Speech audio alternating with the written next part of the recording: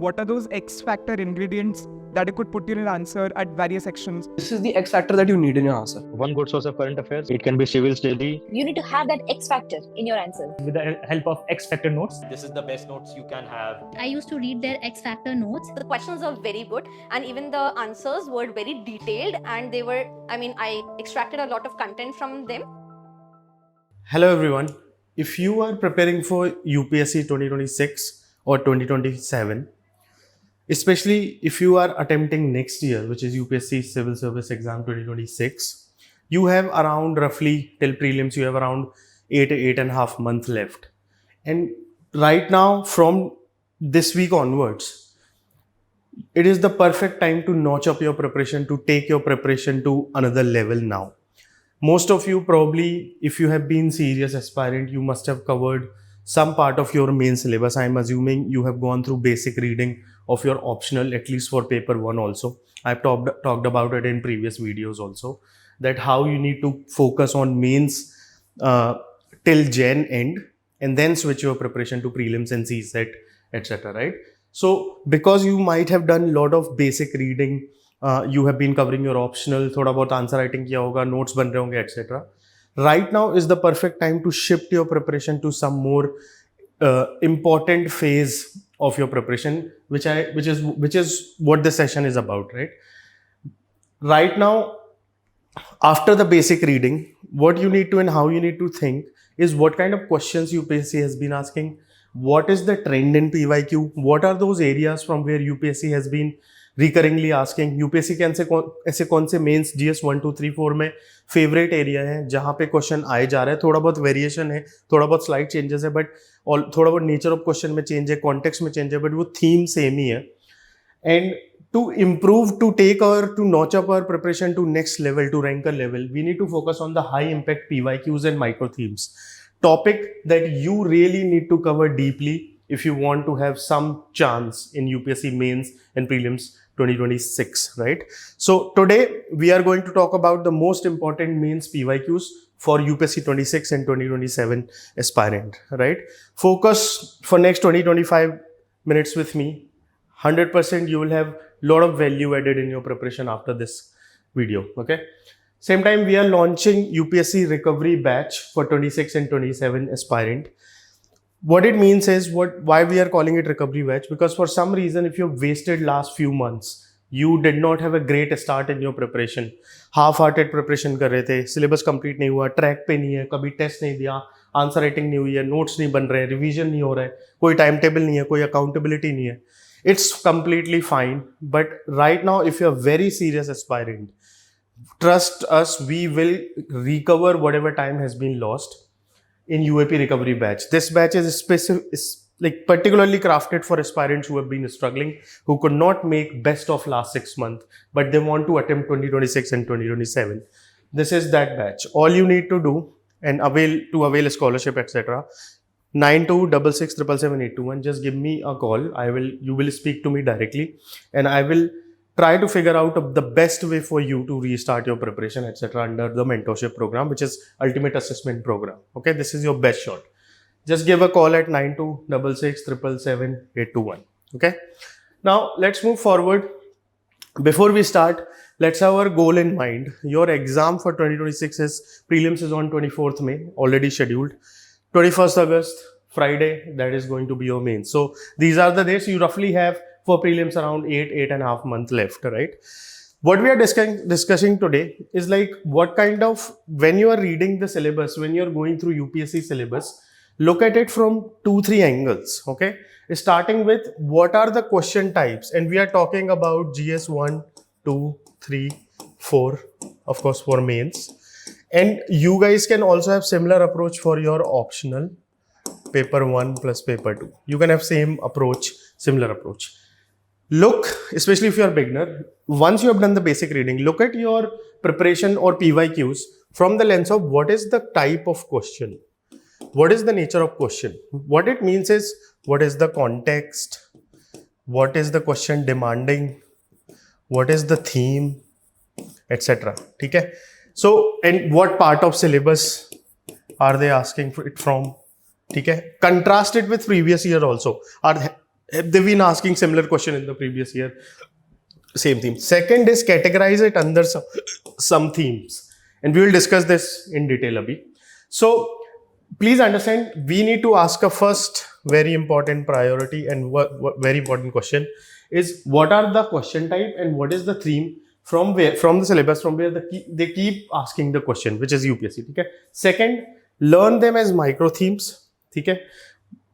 Once you decide and categorize a PYQ under certain theme, certain micro theme, what you need to do is make up your preparation and notes and learning in such a way that first you are writing the definition of that topic, causes, effects, policy, case study, examples, diagrams, any data, fact, Supreme Court judgment, commission name, etc. Anything that enriches your answer, your notes in the maze preparation. This is the way to study. Categorize those PYQs in certain themes, enrich and make notes basis this. And if you will notice, you will see the structure of your notes. Definition, cause, effect, policy, case study, examples, diagrams, data, facts, Supreme Court judgment, etc. This is particularly like you can also include conclusions, like some balance, arguments, etc. Way forward. Okay? हो क्या रहा है, your notes are also becoming like a mains answer. This is extremely critical. This will give you a lot of edge when you are revising and when you are doing answer thinking and answer writing, etc. So this is very important before we start. Okay, keep these two things in mind. Now let's understand in GS paper 1 what kind of questions have been asked. Okay, like what are those themes from where UPSC has been asking questions, so that you have some idea while going through the syllabus. Okay, especially in GS1 we have history, art, society, geography. ठीक है, art forms के salient feature से काफी question आ रहे हैं, literature से आ रहे हैं, आर्किटेक्चर से आ रहे हैं. This is not an exhaustive list. We have a complete list of very important recurring micro themes. I am telling you, in last few years questions have been asked from here. Please be very careful about this. So temple architecture, UNESCO sites, आपका conservation issues, ये सब पे question आ रहे हैं. This is your first.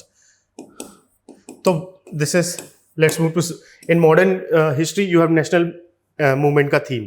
ठीक है, non cooperation पे क्वेश्चन आए जा रहे हैं. Role of peasantry, primary leaders, इसमें कौन से टर्निंग पॉइंट्स क्या थे, सोर्सेस क्या थे, एटसेट्रा, इससे क्वेश्चन आ रहे हैं.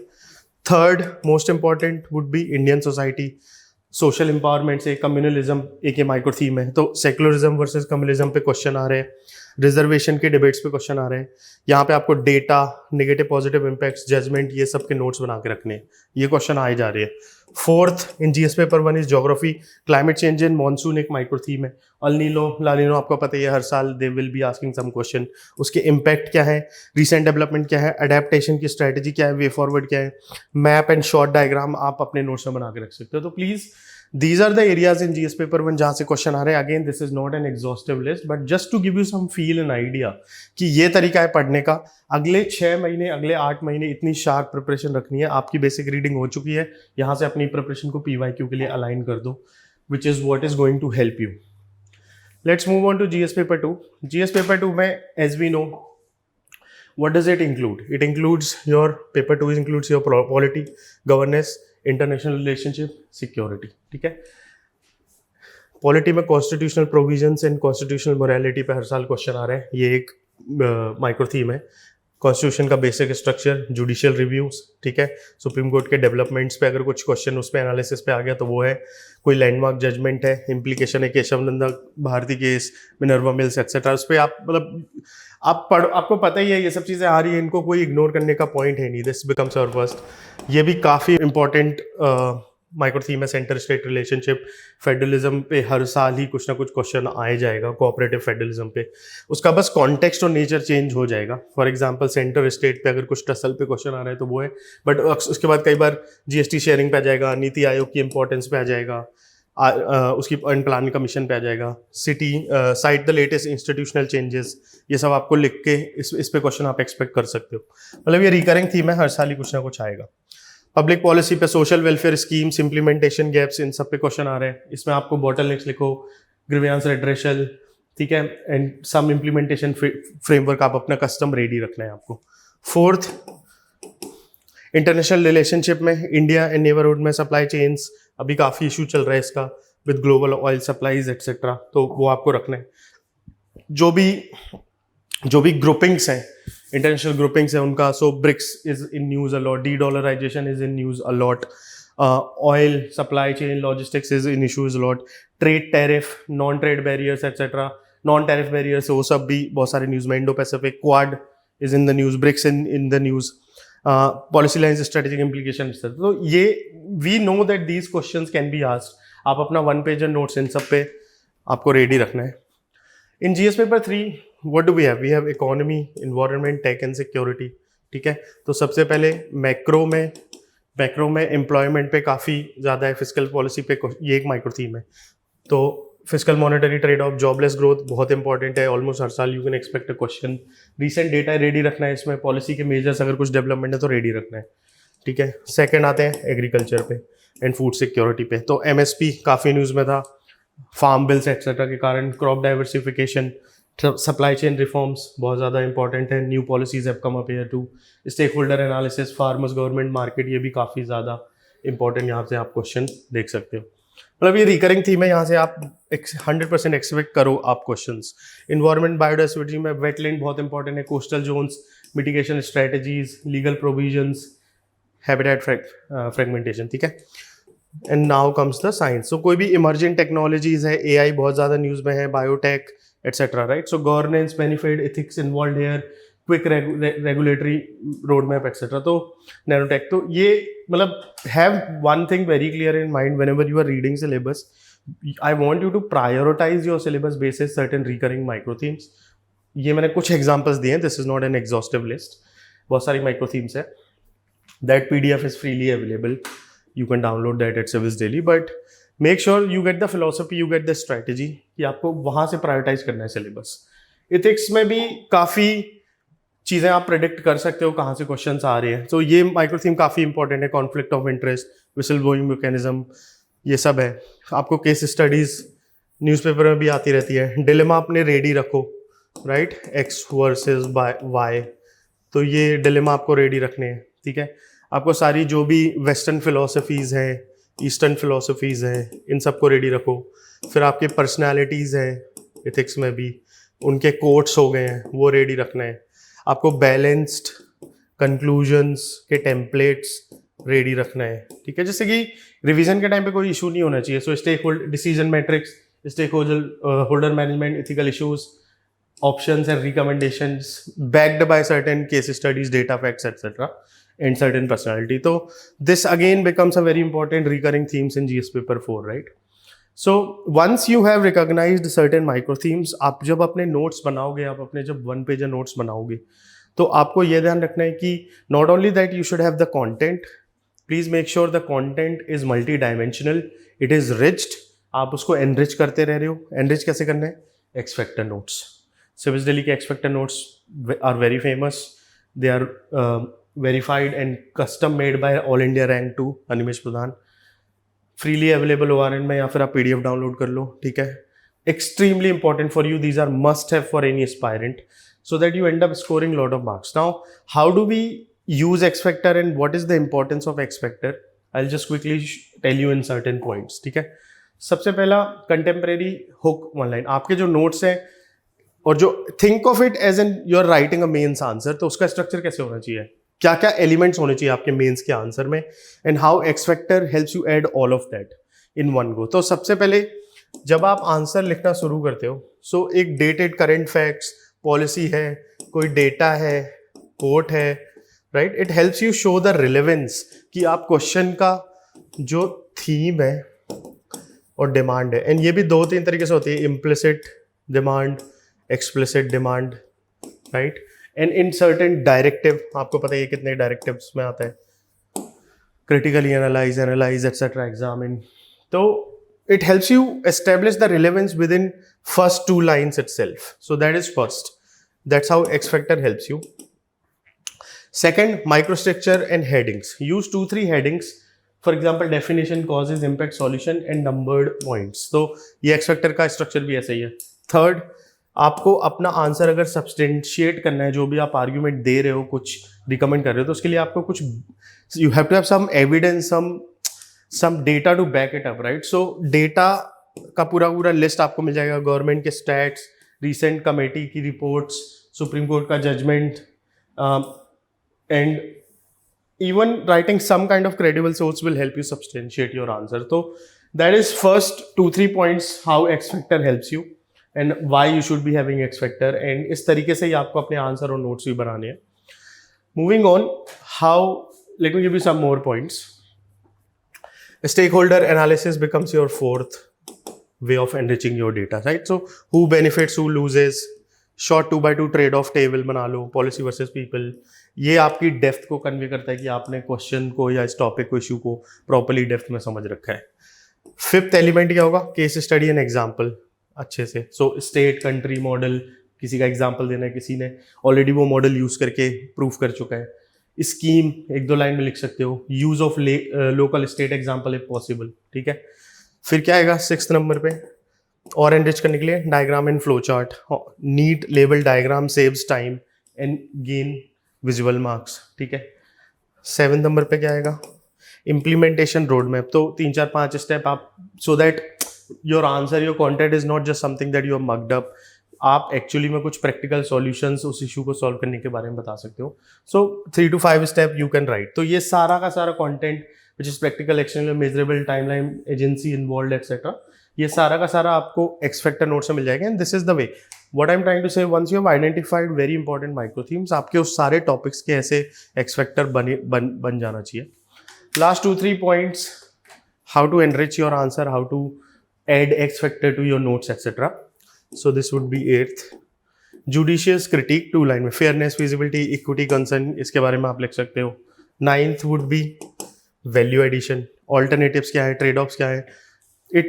While writing these things, it will show that you can think beyond the standard answers, and that is the whole point. X factor addition to your answer. You have GS paper 1, 2, 3, 4. अगर आप X factor या कुछ multi dimensional या इन 5, 7, 9 points को भी ध्यान रखोगे, तो आप 0.5 to 1 मार्क्स पर क्वेश्चन आप इम्प्रूव करोगे. 100% गारंटी है. विच इज 20 मार्क्स पर paper, +20 +20 +20, almost close to 80 marks in GS mains आप इम्प्रूव कर जाओगे. ये गारंटी है if you include X factor. 10th concluding line, concise recommendation and balance statement. While you are writing the answer, आपकी ये चीज़, answer writing इतनी natural habit हो जानी चाहिए कि ये सारी की सारी चीज़ें कस्टम मेड है. You are not thinking right on the feet. Of course for few questions there'll be curve ball, आपको तुरंत ही वहाँ पे बनाना पड़ेगा. बट ऑलमोस्ट 70 to 60, 70%, 75% क्वेश्चंस के लिए आपके पास कस्टम रेडी चीज़ें होनी चाहिए, which you can articulate there and use as and when needed in the question, so that आपके GS के मार्क्स कभी कंप्रोमाइज ना हो, ठीक है. We keep hearing that PYQs are very important, but please understand what is it that makes UPSC stick to PYQs and why you can't afford to ignore them. Why UPSC repeats PYQ? There is a reason why they do that and why it is gold, and I'll give you certain proofs why it happens, ठीक है. सबसे पहला, आपका जो core syllabus है वो कभी ज़्यादा फंडामेंटली चेंज हुआ नहीं है, ठीक है. It has not change. वो एक एग्जाम का कोर DNA है.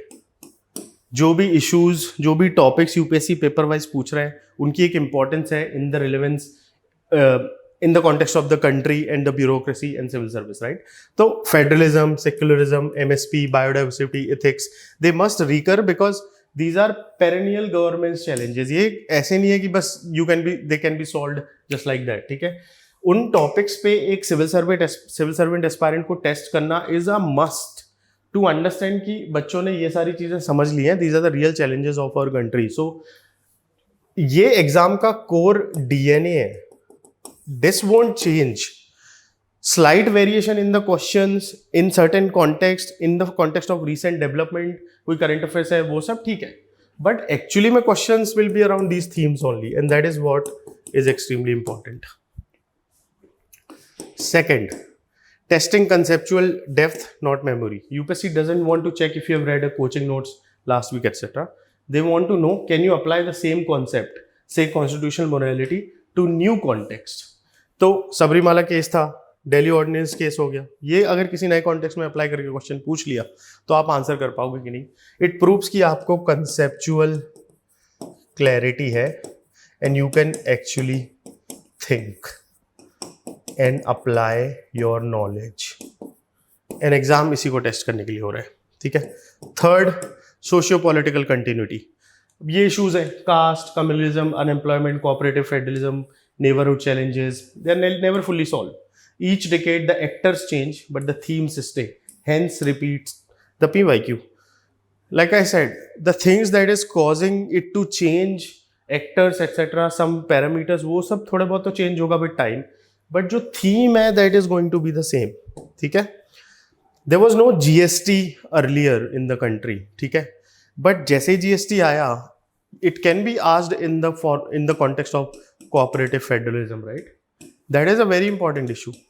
पहले नीति आयोग नहीं था, जब नीति आयोग आया तो cooperative federalism का क्वेश्चन फिर से अलाइव हो गया, ठीक है. So the context change, slight variation happens. Fourth, fairness and predictability. By repeating the themes, UPSC is signaling that exam is not a lottery. आजकल बहुत सारे रैंकर्स, बहुत सारे लोग बोले कि लॉटरी एटसेट्रा, मतलब बहुत सारे टीचर्स, सॉरी, ठीक है. That's not true at all. If you master the old PYQs, you are rewarded. It keeps the exam fair for serious aspirant. UPSC को क्लियरली पता है कि इस बच्चे ने मेरे को समझ लिया, एग्जामिनर का इंटेंट समझ लिया, नेचर ऑफ क्वेश्चन समझ लिया, नेचर ऑफ एग्जाम, यूपीएससी क्या डिमांड करता है ये समझ लिया by going through my own question paper, UPSC's previous year question paper. And that aspirant is clearly a very serious aspirant because they are able to understand कि चाहिए क्या UPSC को. And that's why it's not a lottery anymore. ठीक है. How to crack it? Once you have understood the importance of PYQ, how do you make sure कि आप इसका best utilization करो and how do you integrate in your strategy for 2026-2027? सबसे पहला micro theme की mastery करनी है. PYQ समझो, उसको एक थीम में कैटेगराइज करो और उसमें देखो कि क्या वेरिएशन से क्वेश्चन आ रहे हैं. रटना नहीं है, ठीक है, थीम को एक्सट्रैक्ट करना है और ये हमने ऑलरेडी आपको करके दे दिया है. एग्जाम्पल है, discuss cooperative federalism in India, 2017 में आया है. क्या थीम होगी? सेंटर स्टेट डायनेमिक्स या टसल. नेक्स्ट टाइम यूपीएससी में ask about GST council, like I said, governor के बारे में पूछ लेगी, कॉम्पिटिटिव फेडरलिज्म के बारे में पूछ लेगी. If you have mastered the theme, you are ready for the exam.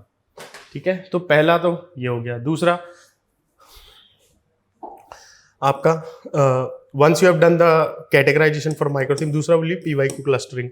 Group PYQs into themes, art and architecture, secularism, fiscal policies. ठीक है, उसके बाद हर एक थीम का ना 2-3 standard framework diagram. Example, this is where X factor notes, और ये चीज आपकी एनरिच करनी है, एनरिच 1 पेजर्स. कुछ नहीं करना है. For each micro theme you should have a topical 1 pager enriched by X factors, Civils Daily's X factor notes. इतना कर लो बस, आपकी मेंस प्रिपरेशन रेडी है, क्योंकि आपने सारी की सारी माइक्रो थीम कर ली है मेंस की, उनका आपने नोट्स बना लिए, उन नोट्स को एक्स फैक्टर से एनरिच भी कर लिया और 1 पेजर नोट्स है, तो रिवीजन के लिए रेडी है. कुछ और इससे ज़्यादा कॉम्प्लिकेट नहीं करना है. आपकी 2026-27 प्रिपरेशन कंट्रोल में रहेगी. जब आपके नोट्स बन गए तो आपको आंसर राइटिंग फ्रेमवर्क पे ध्यान देना शुरू कर देना है. कैसे? Prepare 3 part skeleton per theme. Definition लिखो, कंटेम्प्रेरी हुक लिखो, जो मैंने अभी बताया 3-4 dimension, cause, impact, stakeholder, data, commission, solution, balance, conclusion. This way no matter how UPSC twist the question, you can always reframe it. तो इस तरीके से प्रिपरेशन करोगे तो बहुत ज़्यादा क्लैरिटी में रहोगे, कोई कन्फ्यूजन में आने की जरूरत नहीं है. Practice and rehearsal. क्या करना है? एटलीस्ट कुछ PYQ उठाओ डेली. 30 मिनट के लिए आपको या तो 1 या 2 PYQ का आंसर राइटिंग करो, और अगर आंसर राइटिंग नहीं होती तो do something called as answer thinking या ब्रेनस्टॉर्मिंग. क्या करना है? PYQ उठाया, माइक्रो थीम समझा, ठीक है, लास्ट ईयर का क्वेश्चन देखो, जिस भी साल के उस पर्टिकुलर थीम का क्वेश्चन है वो देखो. Try to answer it in certain structure. Intro में ये लिखोगे, ये डेटा लिखोगे, कोड लिखोगे, बॉडी में ये 4 डायमेंशंस लिखोगे, ये क्रिटिकल एनालिसिस है डायरेक्टिव के अकॉर्डिंग, ये वे फॉरवर्ड है, ये कंक्लूजन है, etcetera. Think like this if you are not able to write. ठीक है, हफ्ते में दो हफ्ते में एक बार मॉक लिखने का कोशिश करो, स्पेशली जीएस पेपर 2, 3 एंड 4 का। 1 का जो है जीएस पेपर 1 का सिलेबस प्रीलिम्स के साथ काफ़ी ओवरलैप होता है एक्सेप्ट सोसाइटी, तो अभी के लिए आप ये स्टार्ट कर सकते हो। और ऑप्शनल का एटलीस्ट पेपर 1 का कुछ तो आंसर आपको लिखना चाहिए। ज़रा सा माइक्रो प्रोग्रेशन करोगे, अगले 3 महीने में आप 100-200 से ज़्यादा पीवाईक्यू और माइक्रो थीम को लिख भी चुके होगे, ट्राई भी कर चुके होगे। आपकी कॉन्सेप्चुअल क्लैरिटी बिल्कुल पीक पे हो जाएगी अगले जनवरी एंड तक 2026 के लिए, ठीक है। तो प्रैक्टिस एंड रिहर्सल इस तरीके से करना है। I already told you how to add X factor, ठीक है। So if UPSC repeats the difference between an average and topper answer is updated case laws. तो ये सब कुछ भी अपडेटेड आप लिखोगे, कुछ भी मल्टी डायमेंशंस आंसर लिखोगे, सब्सटेंशिएटेड आंसर लिखोगे, डेटा फैक्ट्स एक्सेट्रा से, ये देखो करेंट डेटा है, इन सब से अपडेटेड रखना है। Flow chart, stakeholder, crisp conclusion, तो इन सब से अगर आप अपडेटेड रखोगे अपने आंसर, तो there is no reason UPSC will not award you that extra half marks or 1 marks, which adds up to almost 20 marks. In 4 GS paper, it will add up to almost 80 marks, ठीक है। Quickly, although I've already discussed this in lot of videos, but quickly अगर आप 2026 दे रहे हो, 27 दे रहे हो, मैं आपको ब्रॉड टाइमलाइन दे देता हूँ। अभी से लेके आपको जनवरी तक मेंस पढ़ना है। मेंस में जीएस पेपर 2, 3 एंड 4 पे ध्यान देना है, ठीक है। जीएस पेपर 1 पे आप प्रीलिम्स के साथ बहुत सारा कोलाइड करता है, ओवरलैप करता है एक्सेप्ट सोसाइटी, तो वो आप बाद में करोगे। इसके अलावा आपको ऑप्शनल करना है। बेस्ट अगर आप पेपर 1 पेपर 2 की दोनों की बेसिक रीडिंग कर लो, नहीं है टाइम तो एटलीस्ट पेपर 1 करना है और फिर इसके पीवाईक्यूज देखने हैं, पीवाईक्यूज को अटेम्प्ट करने की कोशिश करना है, आंसर थिंकिंग करनी है, ठीक है। ये हो गया। यहाँ से जनवरी से लेके अप्रैल तक, फरवरी से लेके अप्रैल तक आपकी प्रिपरेशन पूरी की पूरी प्रीलिम्स ओरिएंटेड हो जाएगी। सी सेट स्टार्ट कर दो, ग्रांटेड नहीं लेना है, और जीएस के मॉक्स दो। लास्ट में बहुत सारा रिवीजन, फुल लेंथ टेस्ट्स, ठीक है, गैप्स फुलफिल करो, एक्यूरेसी पे ध्यान दो, कितने क्वेश्चंस अटेम्प्ट करने उस पर ध्यान दो, फिर प्रीलिम्स दो। अगले 2.5 मंथ में heavy answer writing, smash mains के टेस्ट दो, ऐसे लिखो, ऑप्शनल की आंसर राइटिंग करो और हैवी रिवीजन करो मेंस की माइक्रो थीम का। उसके बाद एग्जाम निकालो और इंटरव्यू की प्रिपरेशन बाद में देखेंगे। ये आपकी मैक्रो टाइमलाइन होनी चाहिए, इतने फोकस के साथ पढ़ना है। अभी सिर्फ और सिर्फ मेंस पे ध्यान देना है फरवरी एंड तक, ठीक है। यहाँ पे यूएपी प्रोग्राम में सबसे पहले एक ओरिएंटेशन कॉल होगा when you will join recovery batch. Orientation call में वी ट्राई टू अंडरस्टैंड कि अभी क्या चल रहा है, कितने नोट्स बन गए, कितना पढ़ाई कर लिए, कितने टेस्ट दिए, कितने मार्क्स आ रहे हैं, थोड़ी वीकनेस हमको भी एक्सपोज हो जाती है। फिर आपका एक सब्जेक्ट स्ट्रेटेजी कॉल होगा सारे सब्जेक्ट्स का। उसके बाद आपको ना 15 दिन के टारगेट्स मिलेंगे। जैसे ही आप 15 दिन के टारगेट्स करोगे और नोट्स से खत्म करोगे, आपका एक टेस्ट होगा। वी हैव 50+ मेंटोरशिप टेस्ट, ठीक है। और उसके बाद आपका पोस्ट टेस्ट डिस्कशन होगा, 1-on-1 मेंटोरशिप यहाँ से होती है, ठीक है। और ये लूप आप बार बार क्लोज करते रहोगे। Highly accountable programme, 1-on-1 mentorship, sit with the mentor and try to cover as many as micro themes. आपका सिलेबस पूरा खत्म करके देंगे, ठीक है। होता क्या है, जब आप यूएपी रिकवरी बैच में होते हो तो आपके ऑलमोस्ट 50+ मेंटोरशिप टेस्ट होते हैं जो आपका syllabus chapter by chapter cover करके देते हैं, प्रीलिम्स एंड मेंस। उसके बाद समाचार मंथन की क्लासेस होंगी, ठीक है। 20 क्वेश्चंस आपके होंगे प्रीलिम्स के एमसीक्यू, 5 क्वेश्चंस आपके होंगे मेंस। इसमें सबसे पहले आप क्लास करोगे, फिर नोट्स, फिर टेस्ट, फिर एवेल्युएशन एंड फिर पोस्ट टेस्ट डिस्कशन मेंटर के साथ 1-on-1, ठीक है। ये आपकी समाचार मंथन की करंट अफेयर्स क्लासेस हो गई। इसके अलावा कुछ नहीं करना है। Then comes dominate prelims. Shrijay sir आपको पूरा प्रीलिम्स के जीएस, एफएलटीज, पूरी प्रीलिम्स की preparation, plus you will also get dominate prelims notes, तो वो भी हो जाएगा। वंस दैट हैज हैपेंड, आपका मेंस का प्रिपरेशन पैरेलल चल रहा है। Arvind sir and Shubham sir smash mains में आपका सिलेबस पूरा कराते रहेंगे, आखिरी तक वेट करने की जरूरत नहीं है पूरे। और इसमें आपके एक्स फैक्टर के नोट्स बनते रहेंगे, नोट्स मेंस की माइक्रो थीम के बेसिस पे आपका सिलेबस मेंस का भी कंप्लीट होता रहेगा। जीएस 1, 2, 3, 4 की आंसर राइटिंग होती रहेगी और हर आंसर के बाद आपका 1-on-1 पोस्ट टेस्ट डिस्कशन होगा to help you fix the gap, जिससे कि आप रैंकर लेवल के आंसर करने लगो। And that is the whole aim of recovery program, ठीक है। So like I said, batch is starting, ठीक है। सितंबर का बैच स्टार्ट हो रहा है। This is probably your last batch for recovery for 2026-2027. Just give a missed call or call me directly 9266777821. You will be speaking to me directly. We will sit down and figure out कहाँ पे आप फंस रहे हो, क्या problem हो रही है, कहाँ what did you lose in last 3, 4, 5, 6 month. बिल्कुल टेंशन मत लो. Come sit with us, bring your notes, answers, everything. जहाँ भी फंस रहे हो, if you are stuck anywhere, test नहीं लिखे, सिर्फ पढ़ाई हो रही है, पैसे प्रिपरेशन हो रही है, एक अकाउंटेबिलिटी चाहिए जो आपको बैठ के हाथ पकड़ के मेंटर कराता रहे, पढ़ाता रहे, लूप क्लोज होते रहे, सिलेबस आराम से कंप्लीट होता रहे. हो जाएगा, एग्जाम निकल जाएगा. बस बी वेरी डिसिप्लिन्ड. ठीक है, call me directly 9266777821. Call as soon as possible so that we can have a conversation. Join the UAP Ultimate Assessment Program Recovery Batch. Avail some scholarship and let's start your preparation again. Let's get back you on the track. So that आप एक ऐसे track पे फिर से अपनी preparation ले जाओ जो कि बिल्कुल डायरेक्टेड है in qualifying the exam in minimum attempt, ideally in the first attempt.